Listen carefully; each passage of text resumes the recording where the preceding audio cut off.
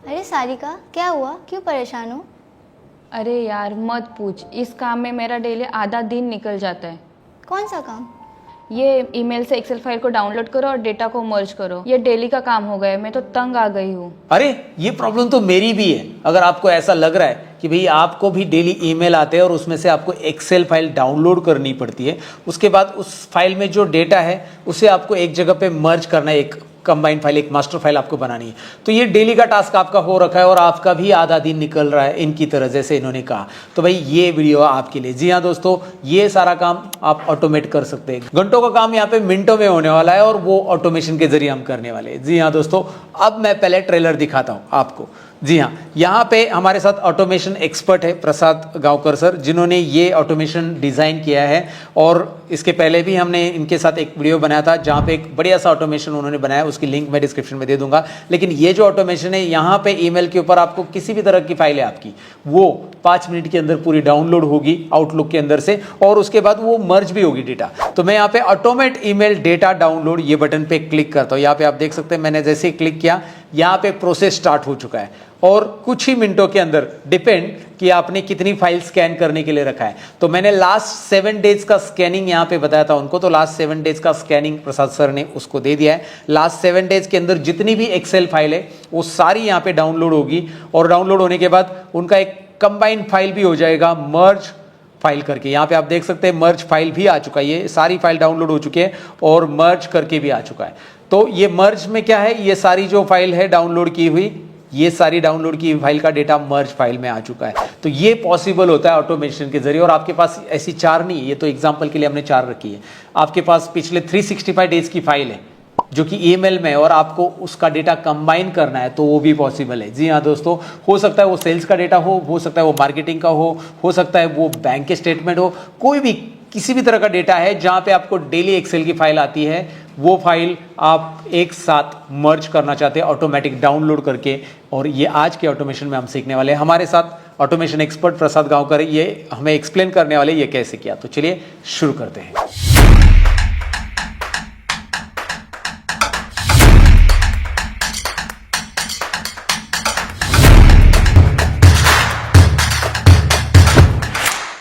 तो दोस्तों, आपने ऑटोमेशन तो देख लिया, अब इसे कैसे करना है स्टेप बाय स्टेप इनसे जानेंगे। लेकिन पहले इनसे ये जान लेते हैं कि भाई ये ऑटोमेशन आपने क्यों बनाया, रीजन क्या है। प्रसाद सर हमें बताइए। एक्चुअली इसके पीछे ये ऑटोमेशन करने का जो इम्पोर्टेंट टास्क क्यों था, क्योंकि इसमें क्या हो रहा है कि मैं डेली बेसिस पे ऑफिस में जा रहा हूँ और डेली बेसिस में मुझे फाइल डाउनलोड्स करना पड़ते थे। तो ऐसे बहुत सारे एम्प्लॉयज़ का भी यही हो रहा है डेली बेसिस पे कि बैंक स्टेटमेंट जाके डाउनलोड करो, कोई सेल्स का रिपोर्ट आता है वो डाउनलोड करो, MIS रिपोर्ट्स आते हैं वो डाउनलोड करो। तो ये सब चीज़ अगर मैं डेली बेसिस पे डाउनलोड कर सकता हूँ तो इसको ऑटोमेट क्यों नहीं कर सकता हूँ। Exactly. क्या आउटलुक को कोई कैप्चर नहीं कर सकता या पाइथन के जरिए, VBA के जरिए। तो मैंने एक बार इसके लिए थोड़ा वर्क किया और वर्क करने के बाद पता चला कि ये नहीं, ये हो सकता है टास्क, कि VBA के थ्रू मैंने एक बार चेक किया कि होना चाहिए ये ऐसा टास्क, तो वो हो गया। और इसके लिए मैंने पूरा डेटा पे वर्क करके देखा, तो अभी मैंने 3-4 फाइल्स मैंने सैम्पल बेसिस पे बनाई और सैम्पल बेसिस पे मर्ज करने का ट्राई किया। और मर्ज करने के बाद मुझे पता चला कि आउटलुक से डेटा VBA के थ्रू मैं पुश कर सकता हूँ और मुझे एक्सेस फाइल्स पे मर्ज भी कर सकता हूँ। और ये मर्ज करने का और एक तरीका और एक एग्जांपल है, और कि इसको मर्ज करने के बाद आप पावर क्वेरी के जरिए भी उससे जो भी आपको इंसाइट निकालना है वो इंसाइट निकाल के आप अपने मैनेजमेंट को दिखा सकते हैं। Right, exactly right. तो मर्ज करने का बेनिफिट बहुत सारा है। मतलब एक बार मर्ज करने के बाद आप उसे डेटा क्लीनिंग के लिए पावर क्वेरी में डालो, उसके ऊपर पावर क्वेरी में भी ग्रुपिंग वगैरह कर सकते हैं, इनसाइट्स निकाल सकते हैं, या उसे दोबारा एक्सेल में लेके आप उसके ऊपर डैशबोर्ड बनाओ। इसे पावर BI में बेच कर आप अलग अलग डैशबोर्ड्स बना दो, बहुत कुछ किया जा सकता है मर्ज करने के बाद। लेकिन अभी मर्ज क्यों करना है ये हमने जान लिया कि भाई रोज का टास्क होता है हर किसी का, और इनका भी एक पेन पॉइंट था कि रोज उनको आए हुए ईमेल्स, जैसे उनका सिनेरियो है एक कि भाई उनके पास डेली ईमेल के अंदर जो डेटा आपने कहा डिविडेंड का डेटा आता है, और वो डेटा आपको क्या करना रहता था, डेली मर्ज करना पड़ता था।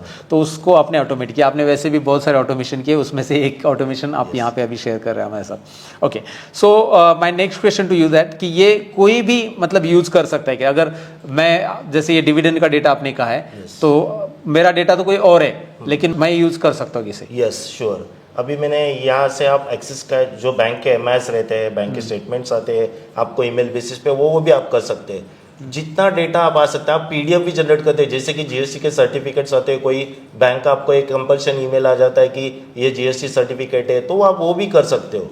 कोई भी डेटा आप एक्सेल हो, पीडीएफ हो, सीएसवी हो या जिप फाइल कर सकते हो, वो भी आप डाउनलोड कर सकते हो, तो उससे कोई दिक्कत नहीं। अभी ये तो मैंने खाली ओनली बेसिस पे एक्सेल पे बनाया हुआ है, इसी को ही चेंज करके आप एक्सेल के सीएसवी डाल सकते हो, पीडीएफ डाल सकते हो, कोई भी डेटा आप कर सकते हो, उससे कोई इशू नहीं आएगा। एग्जैक्टली मतलब आपको थोड़ा कस्टमाइजेशन आना चाहिए। Yes. तो चलिए आप ये जान लेते हैं कि भाई अगर आपको ये ऑटोमेशन करना है तो आपको क्या करना पड़ेगा।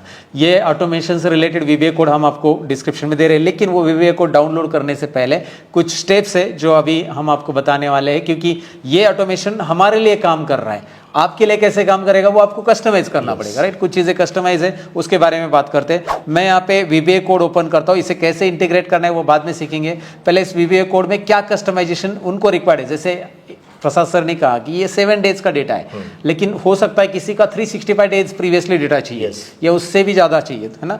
तो वो आप कस्टमाइजेशन हमें बताइए कि इस कोड में जो वीबीए कोड है हमें, देखिए एक और चीज़ बताना चाहूँगा यार, हमें कोई कोडिंग नहीं करना है यहाँ पे, बस छोटा सा कस्टमाइजेशन करना है। You don't have to write a single line of code. मैं हमेशा कहता हूँ भाई आपको बना बनाया प्रोग्राम मिल रहा है, बस आपको इसे इंटीग्रेट करना सीखना है।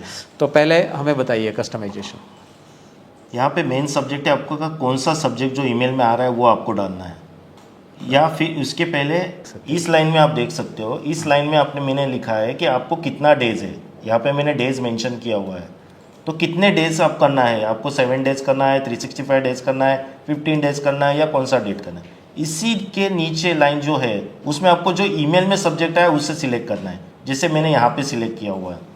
ये लाइन आप सब्जेक्ट करने के बाद आपको बाकी कहाँ पे भी चेंजेस नहीं करना है, ये 2 ही जगह पे आपको चेंजेस रहेगा और बाकी पूरा प्रोसेस आपका सेम रहेगा।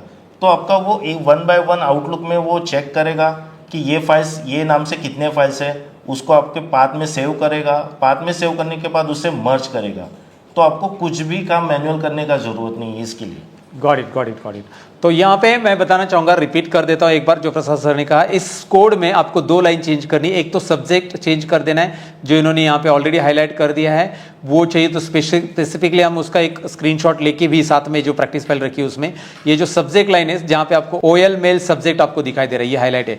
और ये इन्वर्टेड कोमा के अंदर दिया गया सब्जेक्ट क्या होगा दोस्तों, वो सब्जेक्ट होगा जो आप को ईमेल डाउनलोड करनी है, राइट। आप डेली सेल्स रिपोर्ट सब्जेक्ट है, राइट, तो डेली सेल्स रिपोर्ट आप यहाँ पे डाल दो, करेक्ट, कोई भी। तो और जरूरी नहीं कि भी वो उतना ही सब्जेक्ट हो, उसके आगे टेक्स्ट हो सकता है, पीछे टेक्स्ट हो सकता है, बस आप जो वर्ड कॉमन है सभी ईमेल्स में, जो सब्जेक्ट लाइन कॉमन है सभी ईमेल में, वो सब्जेक्ट लाइन यहाँ पे लिखनी है। और वो सब्जेक्ट लाइन ऑफकोर्स कॉमन होनी चाहिए। एटलीस्ट कोई भी ऑटोमेशन करने के लिए हमें कोई पैटर्न रिकॉग्नाइज करना पड़ता है, और वो पैटर्न ही होता है कि सभी ईमेल्स में सब्जेक्ट लाइन सेम होनी चाहिए। तो सब्जेक्ट लाइन में अगर पूरा लाइन सेम नहीं है लेकिन कुछ वर्ड ऐसे हैं जो सभी सब्जेक्ट में अवेलेबल है, तो वो वर्ड को आप यहाँ पे टाइप कर दो, ऑटोमेटिकली उतने ही वर्ड से वो डिटेक्ट कर लेगा। आउटलुक में जाकर ईमेल कौन सा है, उसमें एक्सेल फाइल है तो डाउनलोड कर लेगा आपके रिलेवेंट फोल्डर में। और डाउनलोडिंग का पाथ भी आप मेंशन कर सकते हैं, वैसे यहाँ पे सेव पाथ ऊपर दिया गया है, ये पाथ की जगह आप अपना पाथ डाल सकते हैं। यहाँ पे आपको वो भी कस्टमाइजेशन बता देता हूँ मैं आपको, ये एक चीज़ है, यहाँ पे आप अपना खुद का पाथ लिख सकते हैं डाउनलोडिंग का, राइट, यहाँ पे हम वो कर सकते हैं। और दूसरा यहाँ पे 15 डेज मेंशन किया गया है, फ्रॉम नाउ मतलब आज के डेट से 15 डेज प्रीवियस। तो 15 डेज की जगह मतलब ये 7 दिन की जगह 15 कर दिया हमने कोड में, पहले 7 दिन था हमने 15 कर दिया। 15 की जगह आप 30 करो, 365 डेज करो, वो सारे ईमेल यहाँ पे डाउनलोड हो जाएंगे। अब इसे इंटीग्रेट कैसे करना है, चलिए प्रसाद सर ने ये बताया, अब मैं इंटीग्रेशन बता देता हूँ एक बार। सब लोग ध्यान से सुनिए, क्योंकि जो लोग पहली बार ऑटोमेशन देख रहे हैं ना, वो लोगों को लगता है कि यार नहीं ये तो बहुत डिफिकल्ट है। लेकिन मैं आपको बताऊँ, रोज आप आधा दिन स्पेंड करने से अच्छा यार आज आधा घंटा स्पेंड करो। ये ऑटोमेशन आधा घंटा भी नहीं लगेगा इंटीग्रेट करने के लिए, 5-10 मिनट अभी इसको इंटीग्रेट कर लो, अच्छे से डाउनलोड कर लो, फाइल समझ लो। डाउनलोड करने के बाद फाइल को पहले ओपन कर लो, नोटपैड में ये कोड अवेलेबल रहेगा। उसके बाद इस कोड को कॉपी कर लो, पूरा नोटपैड में कोड अवेलेबल है। एक ब्लैंक एक्सेल फाइल ओपन कर लो, कोई नया एक्सेल फाइल मतलब कोई भी आपको एग्जिस्टिंग फाइल नहीं, ब्लैंक एक्सेल फाइल आराम से ओपन कर लेना है। उसके बाद ब्लैंक एक्सेल फाइल ओपन करने के बाद इस एक्सेल फाइल में आपको विजुअल बेसिक स्क्रीन में जाना है। विजुअल बेसिक स्क्रीन में जाने के लिए डेवलपर टैब रहता है और विजुअल बेसिक, या फिर कीबोर्ड पे Alt F11 बटन प्रेस करना होता है। Alt F11, लैपटॉप वाले Alt F10 और F11 प्रेस करो, क्योंकि F10 के साथ F11 एक्टिवेट होता है कई बार। तो आप Alt F11 करो या फिर विजुअल बेसिक डेवलपर टैब में से ऑन करो। आप डेवलपर टैब नहीं आ रहा है तो राइट क्लिक करो इन टैब्स में और डेवलपर टैब जाकर सेटिंग्स में, जैसे एक कस्टमाइज रिबन रहता है ऑप्शन, और यहाँ पे जाकर डेवलपर टैब इनेबल करो। ये बेसिक चीज़ें फिर भी मैं बता रहा हूँ, आई वॉन्ट यू टू कि भाई अंडरस्टैंड कर लो चीज़ों को। फिर विजुअल बेसिक पे क्लिक करने के बाद आपके सामने ये विजुअल बेसिक स्क्रीन आएगी। मेरे पास पहले से एक फाइल में कोड है, लेकिन हमने एक नई फाइल ओपन की है बुक 3। जो आपने अभी अभी फाइल ओपन की है वो बुक 3 फाइल आप ओपन कर लो। ये देखिए, हम यहाँ पे आपको कोड की फाइल तो देंगे, साथ में इंटीग्रेट किया हुआ कोड की फाइल भी दे देंगे, लेकिन इंटीग्रेट किया हुआ से अच्छा कि आप खुद से इंटीग्रेट करना सीखो, राइट। तो यहाँ पे हमने ये रखा, ये बुक 3 हमारा जो नया फाइल है, उसमें जाएंगे, इंसर्ट में क्लिक करना है और मॉड्यूल क्लिक करना है। एक मॉड्यूल इंसर्ट करना है, जो कि मॉड्यूल इंसर्ट होने के बाद यहाँ पे आपको कोड को पेस्ट कर देना, दैट्स इट। ये कोड पेस्ट करने के बाद इस कोड का आपको जो एक बटन बना देना है सिंपल सा, और इस फाइल को सेव कर लेना है। जैसे एक बटन बनाने के लिए, आप बटन भी बनाने नहीं आता है तो वो भी बता देता हूँ, डू नॉट वरी, बहुत सारे लोग आता होगा तो वो फास्ट फॉरवर्ड कर सकते हैं वीडियो को। इंसर्ट में जाओ, इंसर्ट में जाने के बाद शेप्स इंसर्ट करो। जैसे इंसर्ट में आपके पास इलिस्ट्रेशंस में शेप्स अवेलेबल रहते हैं, मैं एक शेप ले लेता हूँ, यहाँ पे एक रेक्टेंगल ऐड कर देता हूँ। इसमें आप राइट क्लिक करके टेक्स्ट ऐड करो, और इसी में राइट क्लिक करके असाइन मैक्रो, उसी शेप के ऊपर right click assign macro, and आपका जो अभी इधर मल्टीपल है, मैं एक कोई भी प्रोग्राम सेलेक्ट कर लेता हूँ, ओके कर लेता हूँ, क्योंकि वो प्रोग्राम वहाँ पे आ जाएगा जो हमने कॉपी पेस्ट करने के लिए दिया। यहाँ पे बहुत सारे प्रोग्राम हमारे इसमें बनाए हुए, तो आपके इसमें तो एक ही आएगा जो हमने दिया, और ये मैक्रो असाइन हो गया। इसको नाम दे दो राइट क्लिक करके आप इस बटन को, और जैसे क्लिक करोगे ये एक्शन चालू। लेकिन एक्शन चालू के पहले कुछ कस्टमाइजेशन, जैसे आप कोड डाउनलोड करते हो तभी कर लो उस नोटपैड फाइल में। नोटपैड फाइल में कोड इसलिए दे रहे ताकि आप एडिट कर पाए। तो जो कस्टमाइजेशन है सब्जेक्ट लाइन का, दूसरा कस्टमाइजेशन है डेज का, जो आपको डेज चाहिए सब्जेक्ट लाइन, ये डेज जो कि आपको यहाँ पे दिखाई दे रहा है, हाईलाइट करो, थोड़ा सा वाइजली पढ़ोगे, ओ मेल वाला लाइन, यहाँ पे सब्जेक्ट आपको दिखाई दे रहा है। ये दो कस्टमाइजेशन, और साथ में फाइल पाथ का कस्टमाइजेशन। अब फाइल पाथ कहाँ से लेना है, आपको कहाँ पे सेव करना है वो फाइल पाथ उठाओ। जैसे मैं एग्जाम्पल के लिए मुझे जाना है डी ड्राइव में, तो या फिर मुझे डेस्कटॉप पे, जो भी लोकेशन पे मुझे सेव करना है, सी ड्राइव में करना है। सी ड्राइव में तो यूजुअली करो मत, ओके, क्योंकि वहाँ पे विंडोज़ फाइल है। तो मैं डी ड्राइव में एक फोल्डर बना चुका हूँ, उस फोल्डर को ले लूँगा, जो भी है। सपोज मैं कोई भी एग्जांपल के लिए ये ले लेता हूँ, एक्सिस एमएस फाइल, ये फोल्डर, और इसको मैं इसका पाथ यहाँ पे कॉपी कर लूँगा, कंट्रोल सी। ये पाथ यहाँ पे कॉपी करने के बाद पाथ पेस्ट करो यहाँ पे, लेकिन पाथ के आगे एक स्लैश ज़रूरी है। जैसे यहाँ पे मैं दिखाता हूँ, ये पाथ आपने पेस्ट किया और एक स्लैश यहाँ पे ज़रूरी है, इस तरह से। तो ये चीज़ें, 3 चीज़ें नोट डाउन कर लो जो आपको एडिट करनी है, चेंजेस करने हैं, और उसके बाद आपको इस फाइल को सेव करना है एज XML फॉर्मेट में। सो मैं इस फाइल को सेव कर देता हूँ, जस्ट गिव मी 1 सेकेंड। यहाँ पे आ गया, हम इसे हम सेव एज कर देते। तो जैसे मैं इसे सेव कर देता हूँ या सेव एज कर देता हूँ, जो भी आप करो इसे, यहाँ पे आपको XML फॉर्मेट मैक्रो इनेबल ये सेटिंग करना मत भूलो। एक्सेल मैक्रो इनेबल .xlsm, ये नहीं करेंगे तो क्या हो जाएगा, प्रसाद सर आप ही बताइए। ये नहीं करेंगे तो, ये नहीं करेंगे तो आपका कोड सेव नहीं होगा, और कोड अगर सेव नहीं हुआ तो आपको जो रन करना है, आपका जो डेटा, आपको जो आउटपुट चाहिए वो नहीं आएगा आपका।